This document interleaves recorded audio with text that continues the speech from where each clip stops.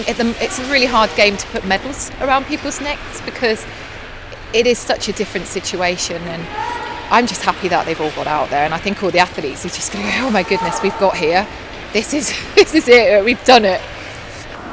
Even just moving around the village, I think some of the athletes will be really worried about coming into contact with a COVID case, because then it means they have to quarantine, and if it's close to their event, that's really going to disrupt them. And we've seen a few athletes having to isolate, and it's just not fun. It's not what you want to do in the run up to your Olympics. You want to enjoy it. You want to be going here, there and everywhere. You want to meet up with your teammates, your international friends, and have, photos and go out and really, enjoy the city. And that's what the Olympics is about. And unfortunately, they're not really going to be able to do that this Games. But for the new athletes going to their first Olympics, this is a completely new experience, so they'll love it. They won't know anything different, but maybe the older athletes will think, God, this is so different. But I think they just have to be really careful that they try and avert disaster as much as they can, really.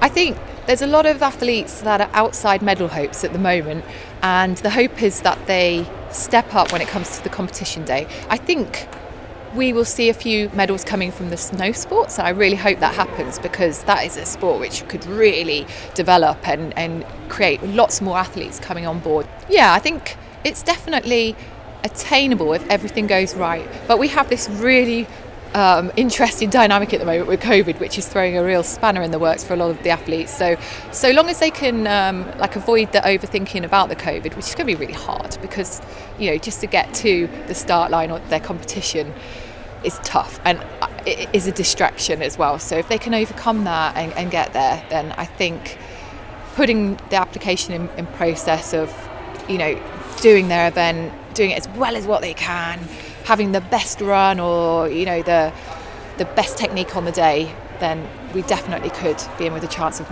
medals there. Yeah, so the skeleton team have had huge investment over the past 4-year cycle, and the hope is that they could step it up on the Olympic event day, because at the moment not all of them have been firing so well throughout the World Cup seasons, and particularly the female side, although we've got Brogan, who's an up-and-coming athlete, so this will be her first Olympics. So I think for Brogan, she'll be aiming to do as well as what she can and probably try and get the best position that she's had throughout all of the World Cups on the Olympic day.